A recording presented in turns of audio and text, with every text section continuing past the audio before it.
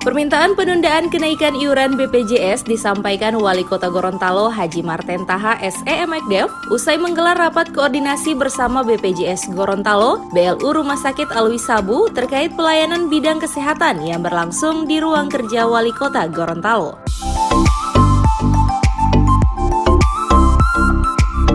Sejak bulan Agustus lalu, pemerintah pusat telah merencanakan akan menaikkan iuran BPJS yang akan berlaku pada bulan September.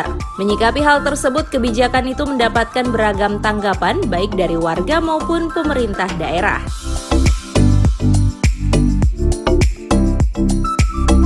Terkait dengan rencana tersebut, pemerintah Kota Gorontalo merasa keberatan dan meminta pemerintah pusat untuk melakukan penundaan dan lebih melakukan pembenahan terhadap pelayanan BPJS. Wali Kota Gorontalo Haji Marten Taha SE/Mekdev mengatakan dengan pemberlakuan kenaikan iuran BPJS ini tidak hanya memberatkan masyarakat namun akan berpengaruh terhadap alokasi anggaran pemerintah baik di tingkat kabupaten, kota maupun provinsi. Sudah menyampaikan keberatan agar jangan dulu dinaikkan sekarang. Perbaiki memang pelayanan baik BPJS dan insya Allah jangan dulu dinaikkan karena memberatkan masyarakat.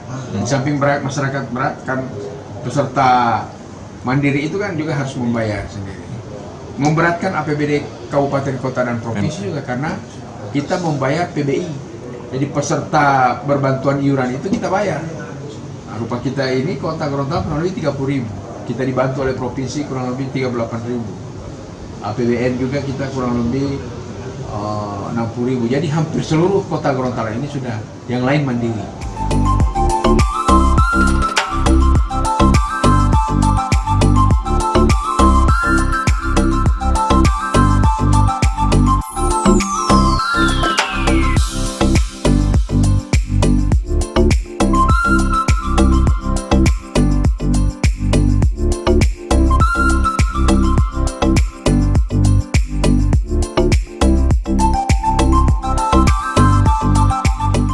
Tim Liputan Advertorial Mimosa TV.